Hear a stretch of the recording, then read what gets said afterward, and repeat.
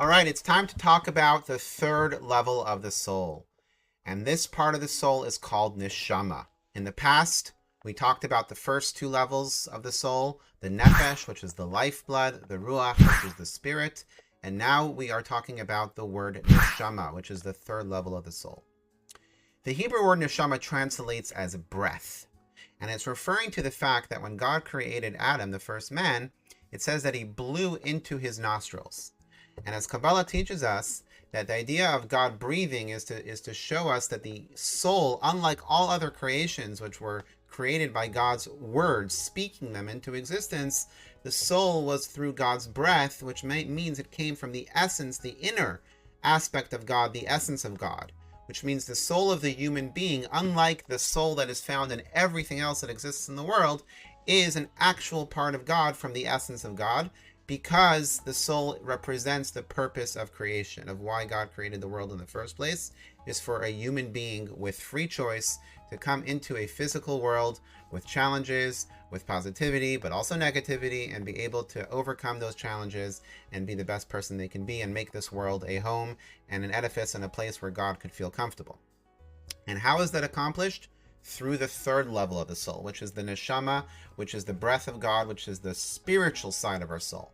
The first two levels, which was the nefesh, which is the life force, what keeps us alive, and the ruach, which is the spirit and the aspirations to grow higher, those, even though there's spirituality to them, but they could also be very materialistic and sometimes could be used for negativity.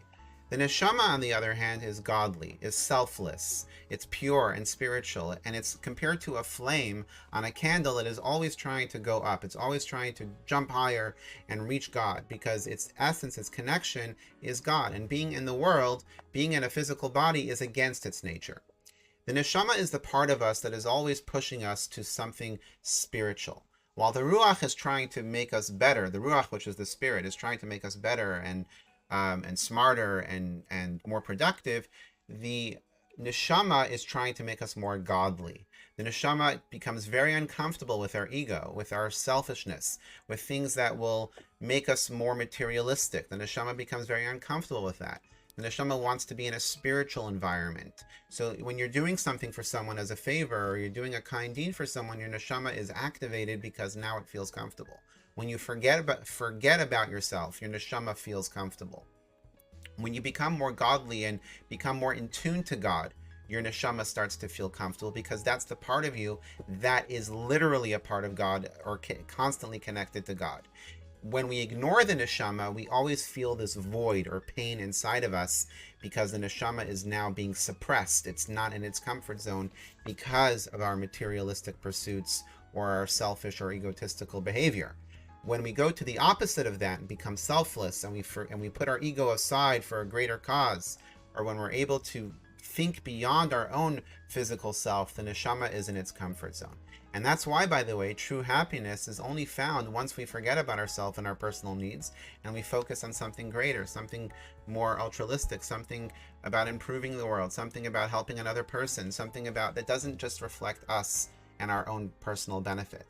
That's what makes the neshama comfortable, because that is the godly side of us. So when God tells us in the Torah, be like God, be holy like God, it's referring to the neshama that is inside of us. Sometimes it's trapped, it's feeling trapped, and it's our job to make it comfortable by incorporating the godly actions, the godly characteristics of being selfless and thinking about others, thinking beyond ourselves. That is how the neshama becomes activated and becomes maximized, in a sense that we become more godly and more spiritual and more egoless and selfless, and be able to have a greater impact, and also more likable. But of course, it's also the secret to happiness, because that means we are comfortable within ourselves. Our neshama within us, our soul, our part of God within us, is comfortable in our bodies, and it's comfortable in the world.